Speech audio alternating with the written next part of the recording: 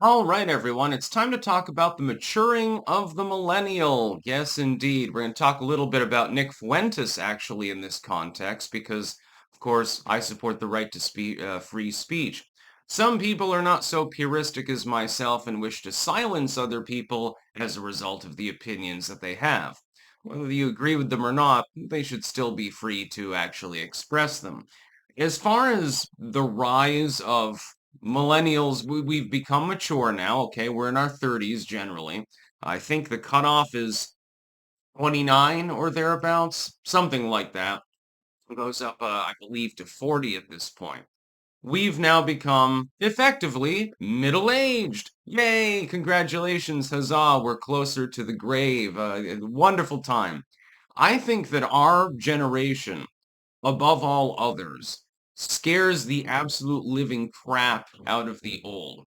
I think that millennials, because we were raised in the Wild West internet, so we're talking fucking 4chan shit posting, Tumblr weirdness, LimeWire, stealing music, of course, stealing, because it's literally nothing more than zeros and ones, and everything else under the sun. And like, you're going on 4chan all the time and Reddit and places like that. There's some crazy shit. The internet has been sanitized now to an extent, but it was very, very warped at the time. And so we've seen it all. We've seen all sorts of crazy things said and done over and over again. And it sort of, scrambled our minds a little bit. And so we seem crazy to the older generations. Well, we are crazy. That's what you got to worry about. I think they're genuinely afraid of us more than anything else. This is why I think there's been such a hefty push for censorship, especially on the internet, and a crackdown on attempts by anyone that deviates from the main line to actually form a political bloc or do activism of any sort, trying to crack down debanking and things of that nature. I think that they're afraid of us. It's afraid. Nick Fuentes, they've tried to cancel him over and over, hasn't worked. Stefan Molyneux is back. He's, doing his thing. And on and on and on. They've failed to compensate, I believe, for the rise of millennial tech culture. Now, it doesn't just involve millennials making content.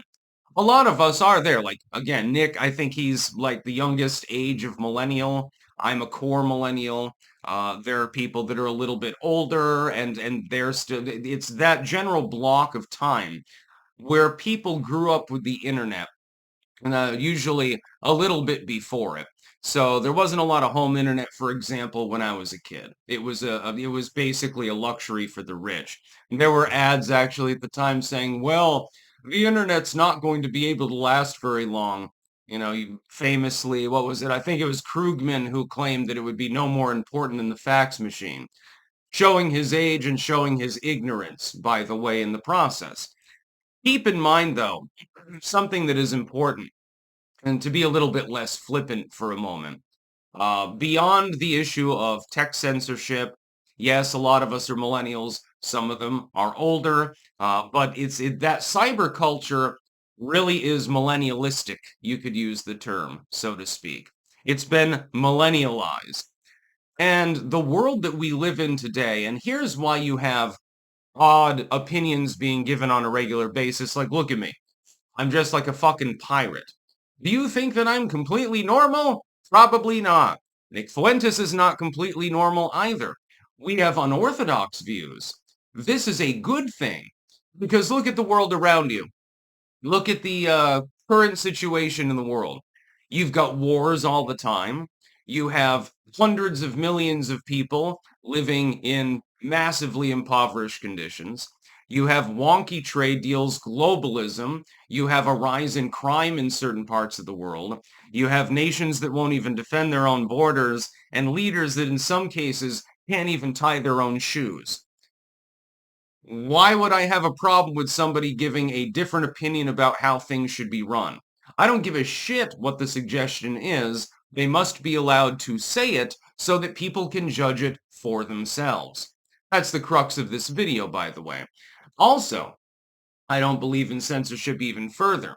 And this is something that I've been saying for some time. If I disagree with someone, I would rather them talk because I have a feeling that they're wrong. If I believe that they're wrong, then I want them to actually be able to say what they want to say. This is why I don't have a problem with communists having podcasts.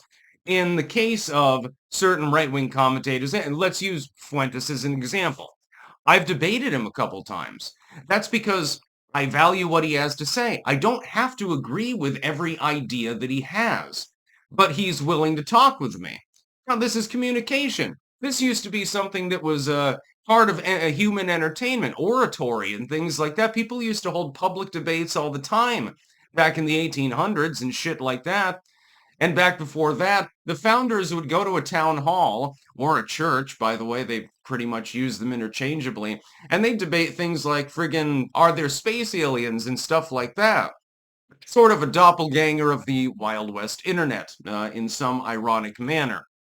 People should be able to say what they want to say. I thought it was funny. J.D. Vance came out and defended Fuentes.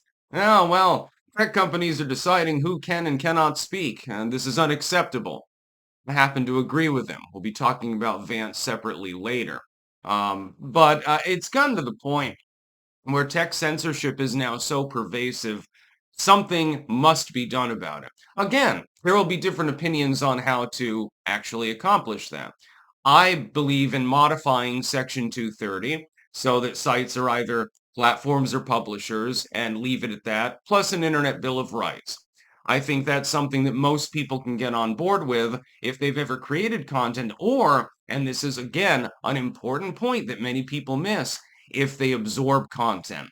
You should also have the right to be able to listen to other people that you happen to agree with, or in some cases, you just enjoy something that they happen to have said. The same with like music and stuff like that. They're always trying to shit can certain bands from the radio and stuff like that. Well, yeah, we're not going to publish your vinyl album because you're too edgy. You know, imagine if somebody like Gigi Allen were alive today. I don't think that they would get very far. Now, do you? Yeah, this is an absolutely hilarious story. Shirley Manson once gave an interview. This was back in, I believe, the early 2010s. She's the lead singer of Garbage. By the way, adorable. Probably would fuck you up, but, you know, still looks nice. But Shirley Manson said, look, if a band like ours ever came out today, we wouldn't, you know, nobody would be buying our albums. We wouldn't have been able to make it. It's the same with the internet now, too. Like, often I get people, because I've got a large audience, sometimes I get messaged by people who are like, hey, how can I become a YouTuber? How can I get my foot in the door? I'm like, yeah, it's improbable that that's actually going to happen unless you sell out at this point. Basically, those people that have already established audiences, we have a chance. Other than that, you're going to have to whore yourself out more than anything in order to actually get ahead. It's become an e-celeb microcosm of Hollywood at times. Anyways, though, all of these things terrify people who are twice our age. They are scared shitless because we don't have a filter. We don't care about your rules. We don't care about your morals. And more, and unlike other generations, millennials largely have not sold out because we have nothing to sell to. What are we supposed to sell out for? You know, you can't get a job, you can't get land, et cetera, et cetera. The conditions are miserable for many millennials. You know, the silent generation, the so-called greatest generation, and the boomers basically own everything. Gen X mostly is running everything. What are we left with? Pretty much nothing, actually. Yeah, no shit we want to change the system. We just disagree on how we're going to do that. But there are more and more people, and it gives me a little bit of hope for my generation. When I was younger, when I was in college, when I was in my early 20s, I was like, okay, hopefully ours is going to be the generation that finally changes things, because things clearly ain't working here, dude. It looks like belatedly that might actually happen. We need to form an alliance with Gen Z more than anything else. Just overrun these motherfuckers, take over the entire system, and then hopefully we can figure out a way to change it for mankind's benefit. Because what we're doing now clearly ain't working. That's about all. Peace out.